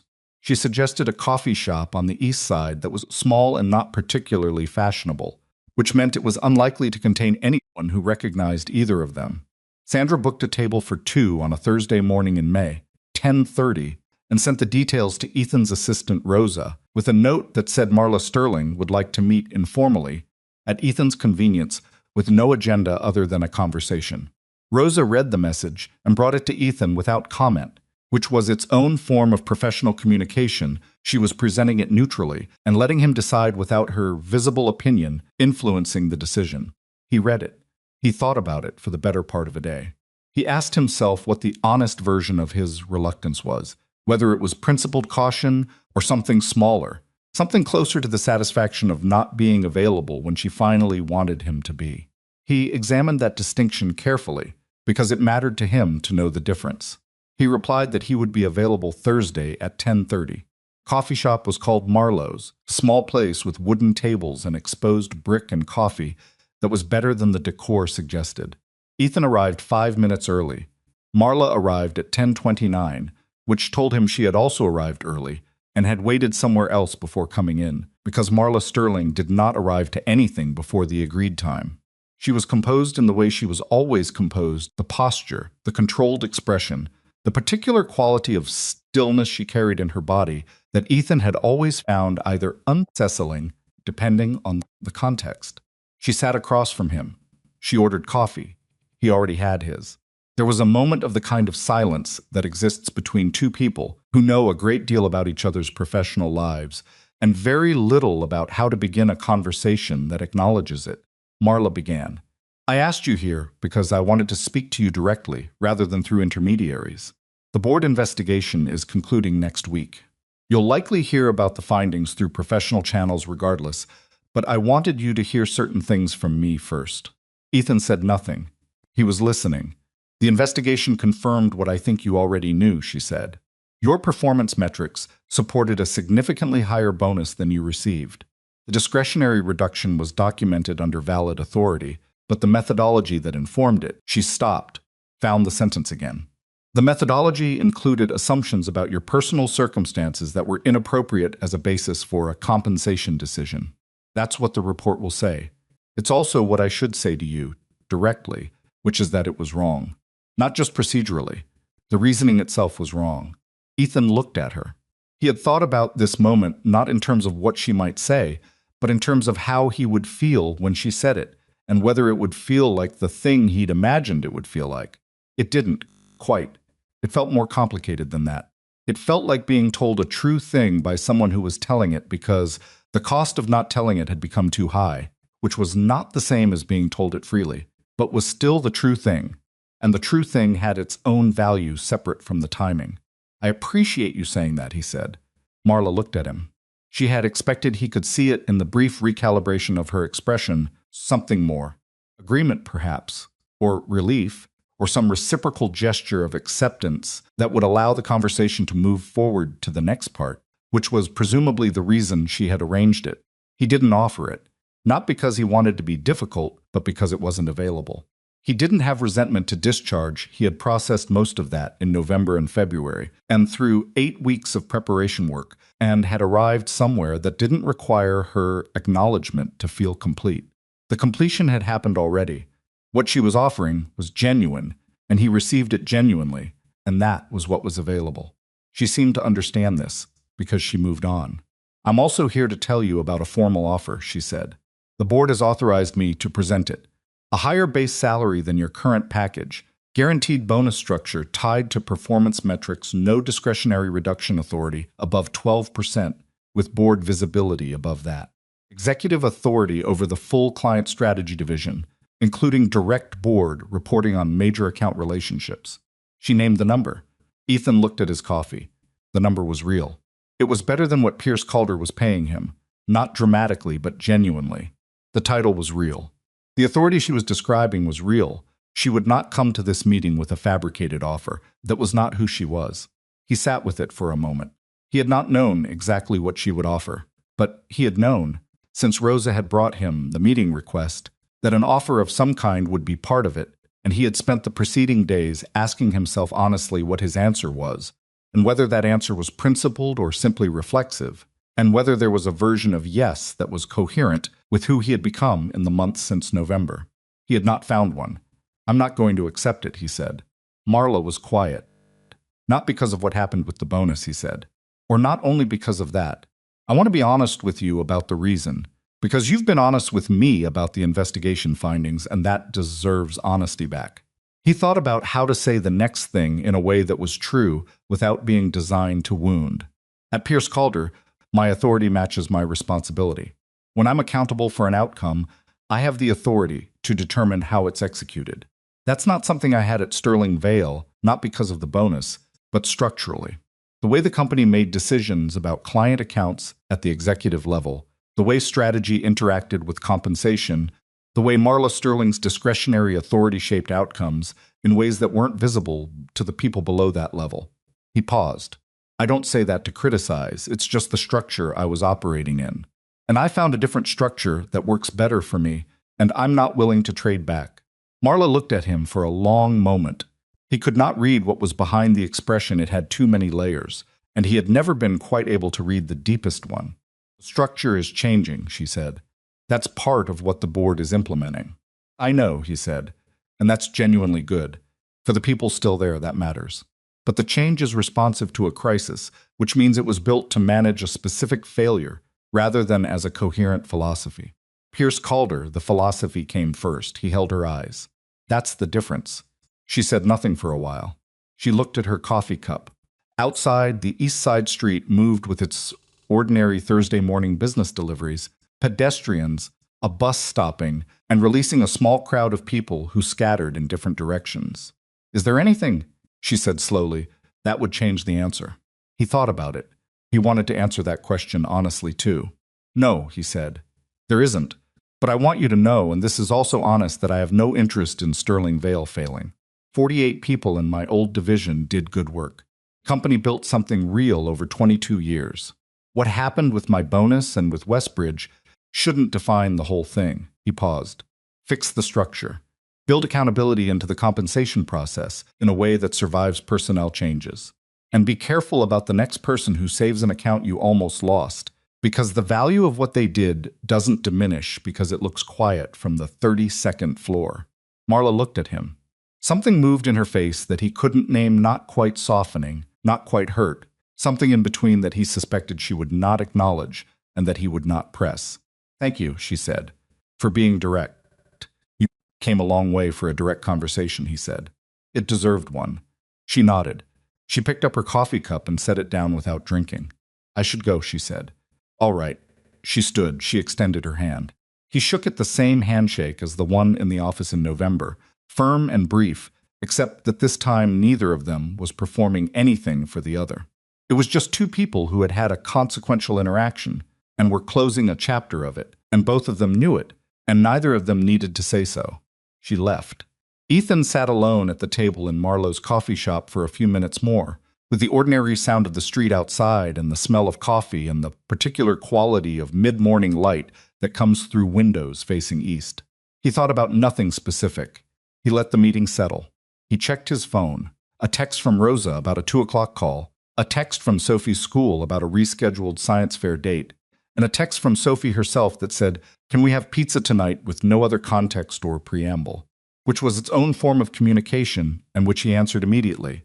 Yes. He finished his coffee. He left a tip.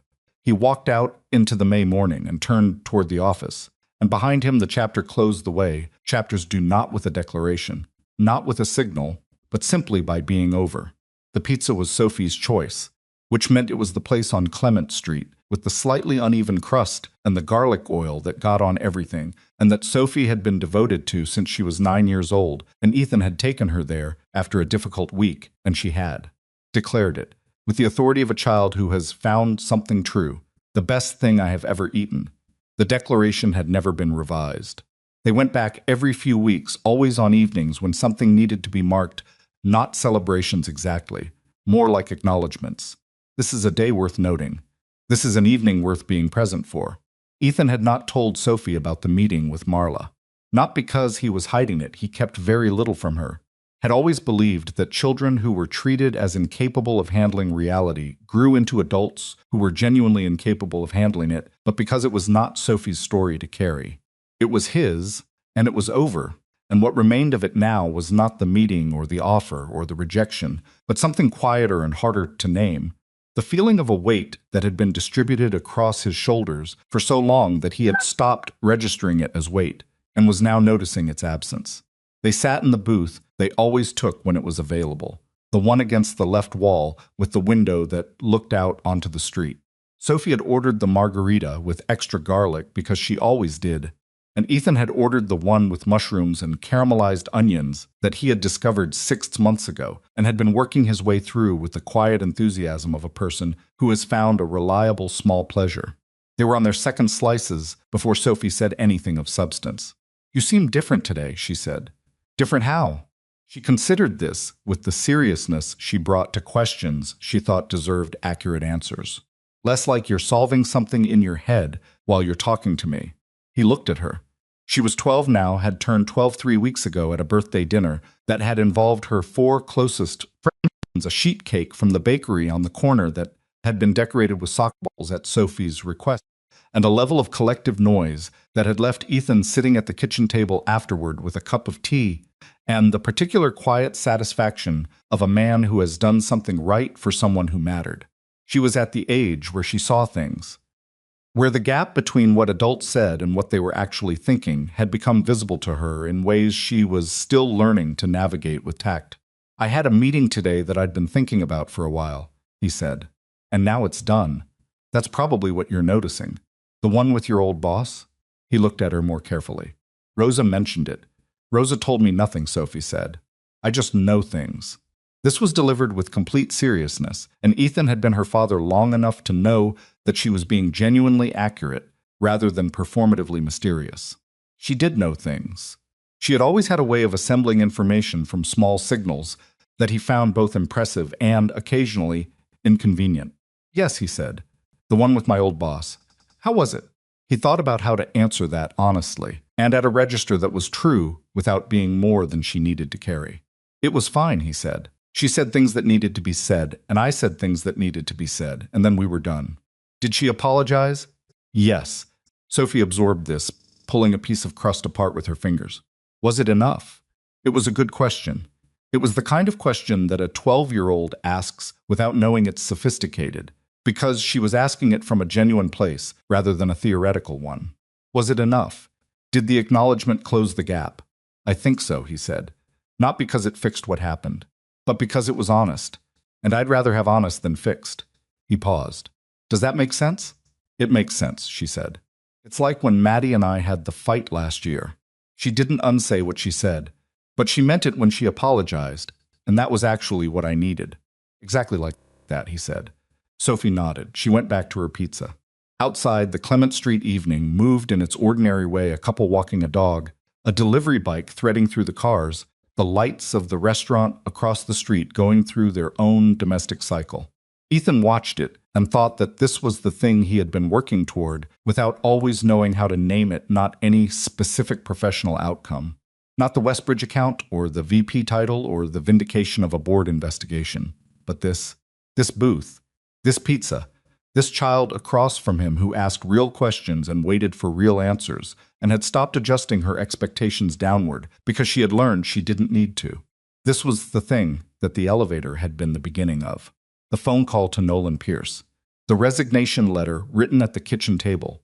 All of it had been moving toward the ordinary, irreplaceable fact of being here at 6:45 on a Thursday evening, with nowhere else to be. The board's final report was issued 2 weeks later. Confirmed the preliminary findings in full. Sterling Vale Group announced, through a formal board communication, a restructuring of its compensation oversight process, including the removal of unchecked discretionary authority over individual bonus adjustments above a certain threshold, mandatory performance documentation requirements for any discretionary reduction, and board visibility on all major client account transitions, defined as accounts representing more than $20 million in annualized revenue. The communication did not announce any leadership change. It did not name Marla Sterling explicitly in the context of the findings. It was written in the language of systemic improvement rather than individual accountability, which was how boards managed these situations when the goal was stabilization rather than spectacle. What changed, in practice, was quieter than the language of the announcement. Marla retained her title. She retained her office and the view of the river and the credenza. What she no longer retained was direct control over compensation decisions at the management level and direct authority over major client strategy without board review. These were not trivial losses. In the operational architecture of Sterling Vale Group, they were the two levers that had made her leadership feel absolute. Without them, she was still the CEO. But she was a CEO operating within a different set of constraints visible, documented, reviewed. Arthur Yee told a colleague, in a private conversation that was not meant to travel and traveled anyway, that the restructuring was the most consequential governance change Sterling Vale had made in a decade, and that it had been made because of a folder, 43% reduction, and a man who had decided to pick up the phone in an elevator. Colleague found this framing remarkable. Arthur found it accurate. Derek Vaughan left Sterling Vale 6 weeks after the final report to take a position at a smaller firm where, by all accounts, he was more appropriately matched to the complexity of the work. He left without drama, which was the correct way to leave, and which reflected a self-awareness that perhaps the Westbridge experience had accelerated. Ethan, when he heard about Derek's departure through professional channels, thought about the binder, the 14-page briefing, the flags, the warning about the organizational restructuring, and thought that Derek had probably read it and understood it better after the fact than he had before, which was how most hard lessons worked. You understood them after they cost you something.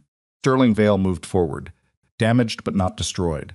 Organizations have a kind of institutional memory that persists through personnel changes and policy restructurings, a slow accumulation of how things have been done and why, and what Sterling Vale would carry from this period was the memory of what it cost to undervalue the person holding everything together. Whether that memory survived long enough to change the next set of decisions 3 years out, 5 years out, when the people who had lived through it had been replaced by people who only heard the story, secondhand Ethan couldn't know. He suspected the memory would last longer than the specific lesson, which was its own kind of institutional truth. At Pierce Calder Partners, the Westbridge transition took most of the summer. Ethan managed it with the same patient thoroughness he had applied to the recovery 2 years earlier, except that this time he was building rather than repairing, which was a different quality of work, less urgent, more deliberate, more satisfying in the way that construction is more satisfying than remediation, even when both require the same level of skill. Raymond Cho was, as always, precise and particular and exhausting in the ways that were by now entirely familiar. He sent detailed follow-up emails after every call. He maintained his written accounting of every commitment. He flagged 2 items in the first month that Ethan's team had missed, not large items, but not nothing. And Raymond's emails about them were scrupulous and factual, and contained no warmth whatsoever, which was its own form of respect. Raymond did not soften corrections. He made them clearly and moved on, and Ethan had always found this, after the initial adjustment, genuinely easier to work with than the alternative. The Westbridge account, under Pierce Calder's management, stabilized through the summer and began, by early fall, to show the early indicators of growth rather than mere maintenance. It was not dramatic growth, the kind that gets announced at company all-hands meetings and cited in press releases, but the measurable, credible kind that happens when a client starts to feel that the relationship is working rather than being managed. Raymond Cho did not say this explicitly. He communicated it by reducing the frequency of his correction emails and increasing the frequency of his questions about Pierce Calder's capabilities in adjacent service areas, which was Raymond's way of saying, "I'm thinking about doing more with you." Ethan noted this and built it into the account planning for the following year. He did not mention it to Nolan until the data was solid enough to support a real conversation, which was how he handled most things that mattered quietly, carefully, until the ground was firm enough to build on. Nolan noticed anyway. He said, in one of their monthly check-ins, "Westbridge is moving in a good direction." "Early indicators," Ethan said. "We'll know more in Q1. You're being careful about it." "I'm being accurate about it," Ethan said. "There's a difference."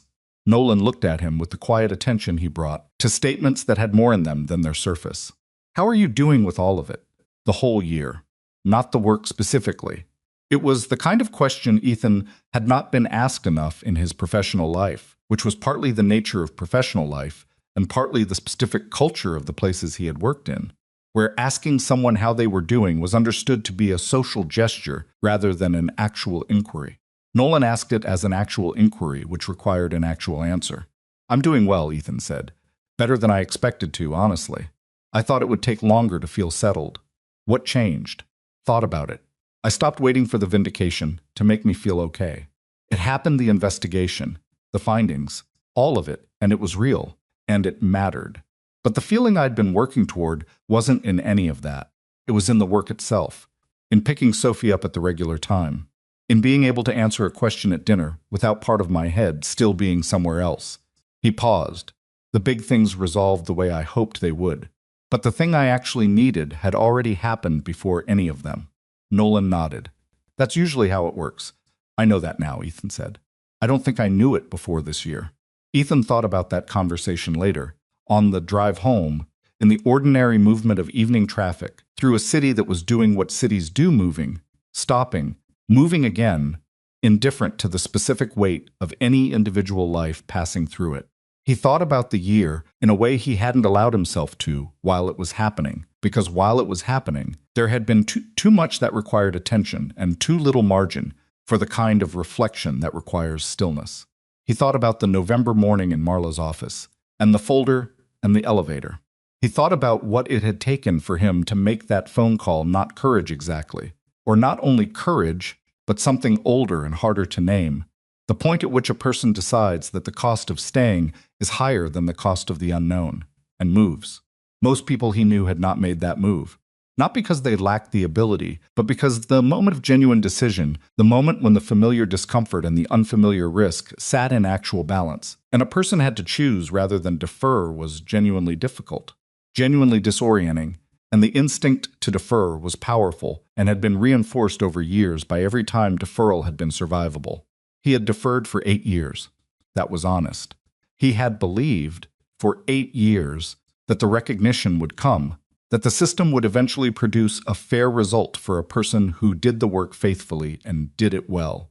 He had believed this not naively. He was not a naive person, but with the kind of professional faith that most institutions quietly encourage because it is useful to them. Good employees believe in the fairness of the system, keeps them in place.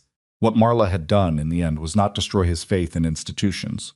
What she had done was show him, with the specificity of a number on a page and a sentence about his daughter, that his faith had been placed in a particular institution's particular leadership, and that leadership had made a calculation about him that was wrong factually, wrong ethically, and wrong in the deepest way, which was that it had looked at everything he carried and concluded that it made him smaller. It had made him larger. That was the thing she hadn't understood. The obligation to Sophie the mortgage, the custody arrangement, the Wednesday soccer practice, and the refrigerator notes, and the booth on Clement Street, none of that was a constraint on who he was. It was the architecture of who he was.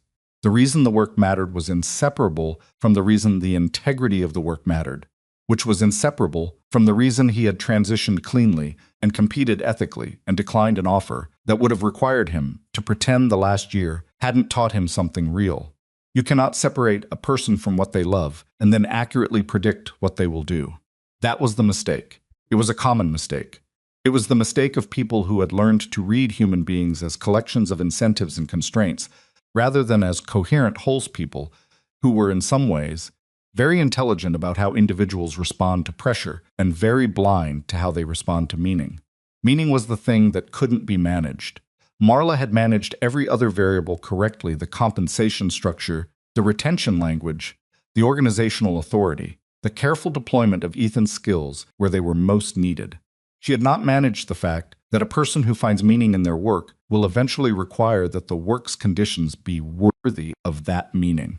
And when they are not, no amount of structural incentive will hold. October came, and with it the first full anniversary of the elevator. Ethan did not mark it in any formal way, because it was not a day that required marking. It was just the point at which a year had completed itself, and he could look back along its length and see it as a shape rather than a sequence of individual moments.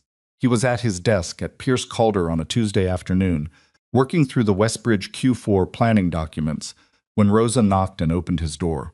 "Sophie's school is online too," she said. Something about the science fair. He picked up.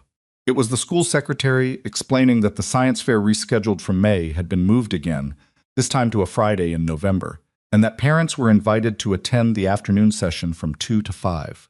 Would Mr. Mercer be available? He pulled up his calendar.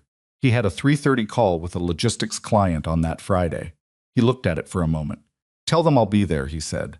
He hung up and sent a reschedule request to the logistics client before he had time to think about it further. Because thinking about it further was how you talked yourself into the smaller version of a decision you'd already made. Rosa appeared in his doorway again. "Rescheduled? 2 o'clock science fair," he said. She nodded. "I'll move the Monday prep call to cover." "Thanks." She started to leave.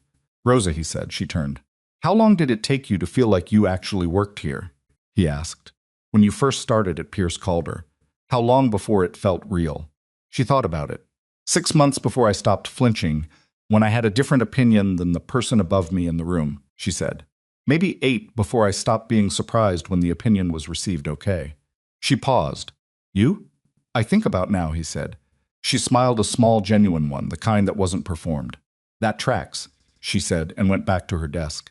He turned back to the Westbridge documents. Outside his window, the one that faced the street and caught the afternoon light in a way he had started to notice, rather than overlook the city, moved through its October afternoon in the particular slant of fall light that changes everything it touches, makes familiar things look briefly like themselves for the first time. He worked until 5:30. Then he closed his laptop, put on his jacket, and took the stairs because he preferred them to the elevator when he had the option, which was most days now, and which was a small choice that had become a small habit that had become, without announcement, part of who he was in this place. He drove to Sophie's school. She had soccer practice until 6, and then they were going to the grocery store because they were out of garlic. She had left a note about it on the refrigerator that morning, a sticky note with a drawing of a sad garlic bulb, a form of communication he found entirely effective, and then home for dinner, which he was going to attempt to cook using a recipe Rosa had sent him that she claimed was impossible to underseason if you followed the measurements, a claim he was prepared to test empirically. Sophie came off the field at 6:03, mud on both shins this time, bag over her shoulder, talking to a teammate about something that Ethan couldn't hear from the parking lot. She saw his car and jogged over, pulling the passenger door open and getting in with the particular organized chaos of a 12-year-old in cleats. How was practice, he said. Good. Coach moved me to midfielder, which I hate, but she's probably right. She pulled the door closed. How was your day? Good, he said. I rescheduled the Friday meeting so I can come to your science fair. She looked at him. I didn't ask you to do that. I know. I wanted to. She considered this. Okay, she said, in the tone she used when something was more than okay, but she hadn't decided how to say so yet. He pulled out of the parking lot. Grocery store first, he said. We need garlic. I know, I left the note. I saw the note. Very expressive garlic. She rolled her eyes, which was the 12-year-old equivalent of a smile. It was communicating its feelings. It communicated them effectively. They drove through the early evening city, and Sophie talked about the midfielder position and about a book she was reading for English class that she hated, but was finding herself thinking about anyway, which she described as annoying, actually, and about a conversation she'd had with her friend Maddie about what they wanted to do over winter break.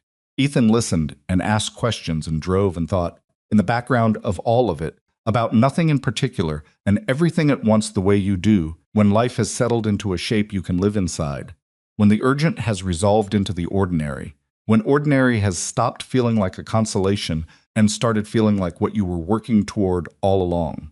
There is a version of success that lives in the folder, the compensation figure, the performance metrics, the documented vindication. Ethan had that version now. The investigation had confirmed what he knew. The account had moved. The offer had been declined. The professional record was clean and clear. But that version of success was not the thing he thought about in the grocery store, standing in the produce section with Sophie debating whether they needed 1 head of garlic or 2. It was not the thing he thought about when she held up 2 and said always 2 with the authority of someone who has strong feelings about aromatic vegetables, and he put both in the cart. It was not the thing he thought about when they drove home through the November approaching dark, the city lights starting up around them, and Sophie fell asleep in the passenger seat somewhere on the freeway with her head against the window and her cleats still on, and he drove carefully, the way you drive when someone you love is sleeping next to you and you don't want to jolt them awake. He thought about none of that. He just drove. The version of success that mattered was this. Car, the sleeping child, the 2 heads of garlic on the back seat, the recipe Rosa had sent him, the science fair on the calendar, the office that felt like his now, the work that was worthy of the effort he gave it, columns of his life standing upright and plumb and capable of bearing what they were built to bear. He had not arrived here because things had gone smoothly. He had arrived here because a woman in a corner office had looked at everything he was responsible for and concluded it would keep him small, and she had been wrong, and he had known she was wrong in the moment the folder landed in his hands, and he had trusted that knowledge enough to act on it before he'd had time to talk himself out of it. That was the thing worth understanding, if there was a lesson in any of it.